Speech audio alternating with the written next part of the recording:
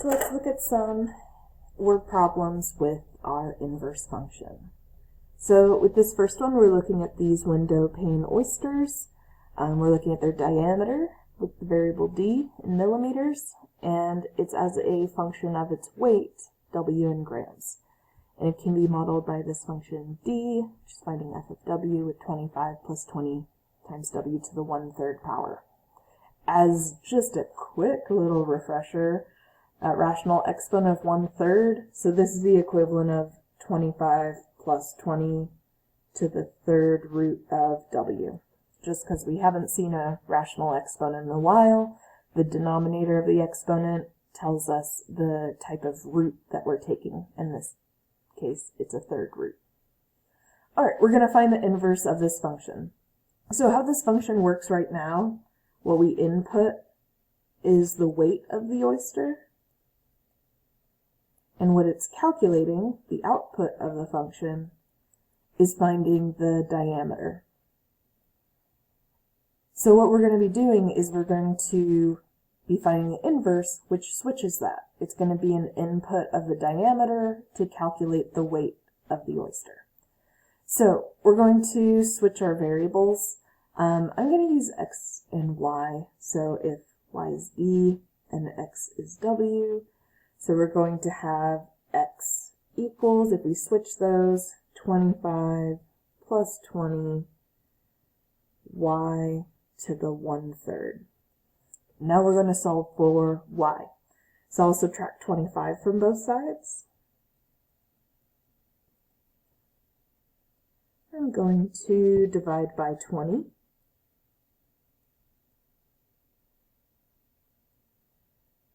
And now what we can do is to get rid of that exponent of 1/3, what we can do is raise this to the 3rd power. And now it might make more sense for some of you if you think of it as that 3rd root of w. Well, to get rid of that root, if you raise it to that same exponent, then they cancel each other out. Here you can see it with our power to a power rule. If we multiply those, so 1/3 times 3, then we would just have this exponent of 1, and we would just have y. And whatever we do to one side, we're going to do to the other. So this gives me that y equals x minus 25 over 20 cubed. And now let's just change this to the notation that they're asking for. They want us to write this inverse as a function g of d. So this function g of d is equal to, so our input variable is d, so d minus 25 over 20 all cubed. So we get here is a function where the input is the diameter of the oyster and the output is the weight of the oyster. All right. Sometimes the trickiest part with word problems is just interpreting the notation. So there's a few ways to go about this, and I'll tell you each of the ways.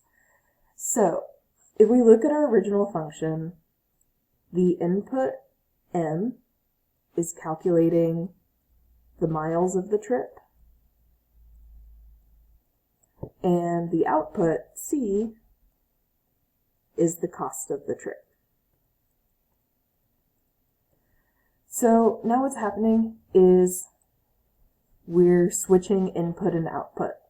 So where before what would be inside the parentheses is miles, now what would be inside the parentheses is cost. And the output would be coming from, and I know this wording's terrible, but the output would be coming from the input of miles. So something I often think of, especially when we're using function notation that relates to the context of the situation, like c, because it can feel like, well, if c is over here, then that should be a cost. However, when it's an inverse function, something I do is I think of how these tie together. These are going to relate to each other because that's what the inverse is doing. It's switching what should be over there is now in there. So with that, that can be a little trick that sometimes helps, where that variable matches up with what's inside the parentheses if it's the inverse function. So what this tells me is that we're working with cost of 10.5 for a distance of 14 miles. So I can say it costs $10.50 for a taxi ride 14 miles long. That seems like a good deal. Okay, so that's one way to see it. Think about the input and output of your original function, and then kind of see how they switch location in the inverse function. Another thing you can do is that if you have this notation with your inverse function, then you can change it to the notation of your original function. So C of equals something, so changing it back to the original function, and then you just switch the locations. 14 there, 10.5 there. So sometimes what can help is where you're given the inverse form, switching it back to the original form, because we're used to interpreting this. We've had lots of examples of interpreting function notation in this form, and with that, you know, the input is miles and the output is cost, and it just might be a bit clearer. So that's another way you can look at interpreting it, is change that coordinate to the original form and interpret it that way. All right, our last example here. So this has some layers to it. So we have h of x is finding the concentration of oxygen in the air and x meters above sea level. So what I'm going to do is make a note that h of x, in terms of input and output, it's telling us it's calculating this concentration of oxygen. So let's just go concentration given some distance x meters above sea level. So I'm going to go ahead and say we're inputting the distance above sea level and finding concentration. Then we have this function g of x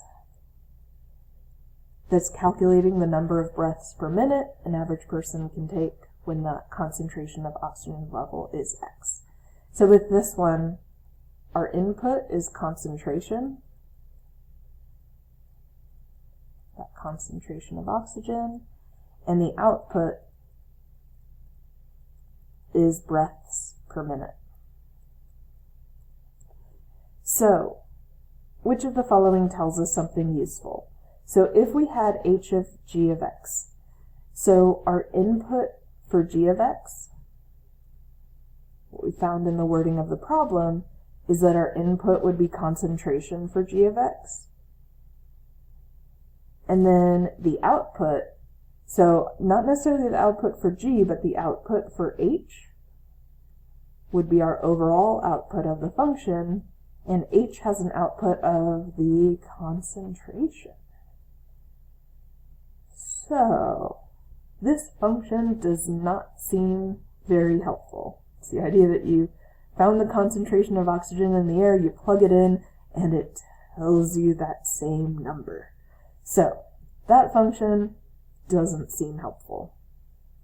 The other function, so our input for h of x, so with this function we have our input for h of x, which is the distance above sea level, and then our output,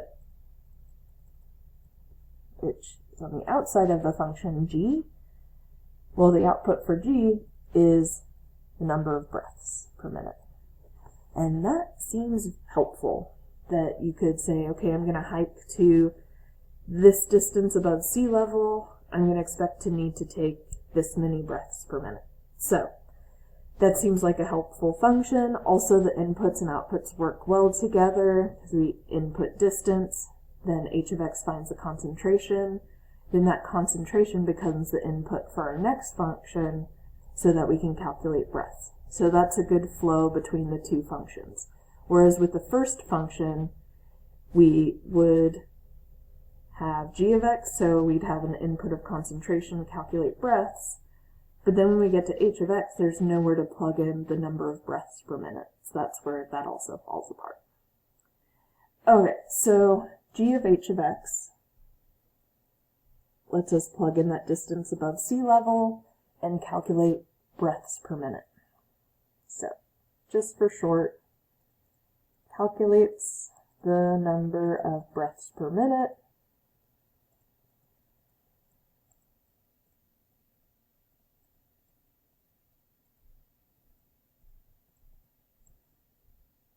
for, or let's say based on distance above sea level.